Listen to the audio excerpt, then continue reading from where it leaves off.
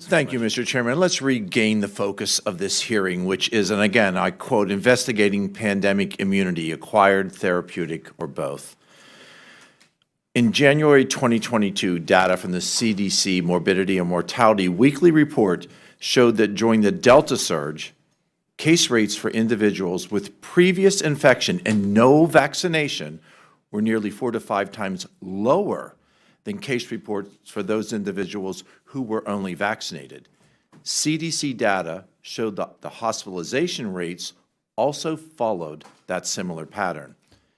Yet despite this data, and decisions made by other nations, including the EU, to recognize the recovery from COVID-19 on the same level as vaccination status, the administration still maintained or fought to maintain a variety of vaccine mandates, either through CMS, the Department of Labor, that failed to account for the importance of natural immunity.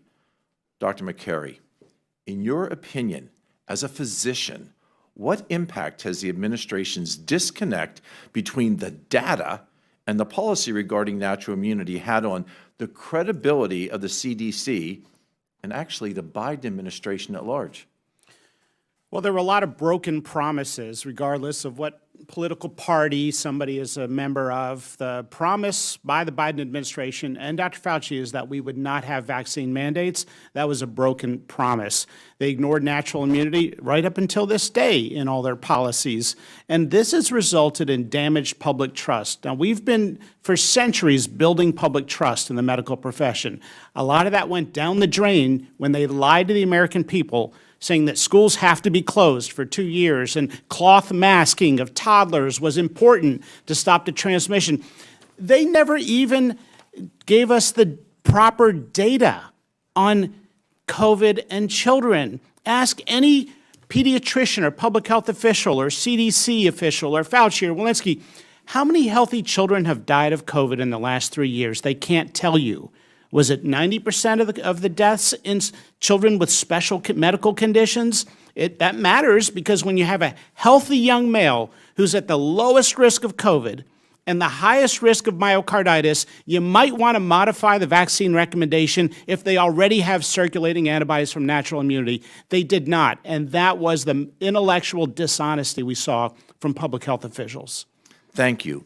Dr. McCary, do you feel the processes by which the CDC drafts and formulates, seeks input from internal and external stakeholders, and finalizes its recommendations and guidance, including morbidity and mortality weekly reports, are sufficient, and do they properly reflect the views of the outside or any contrarian opinion? No. The CDC's own non-peer-reviewed journal called MMWR is a joke.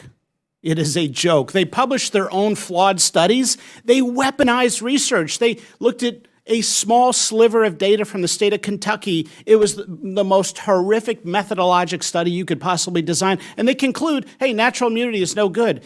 The study was entirely flawed, and everybody falls for it. The medical community claps like seals, and this is great, ignoring the 130 studies at the time and the incredible historical record from all the way back to 430 BC that natural immunity is effective. And we never saw people the first 2 years who were healthy come back with severe disease after they recovered.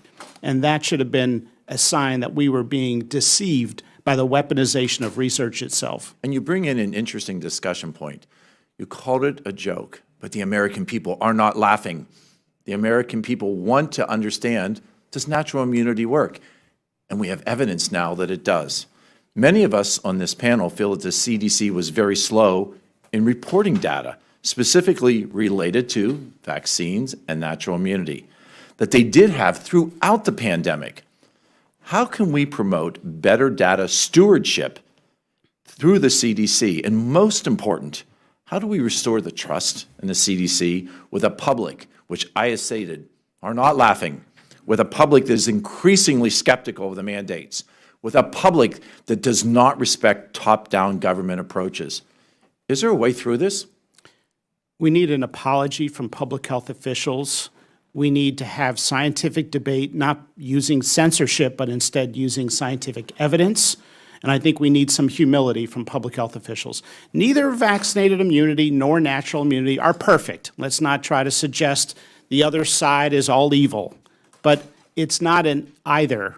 We can be honest with the public about the data and still recommend safe practices today. Thank you for the discussion about honesty.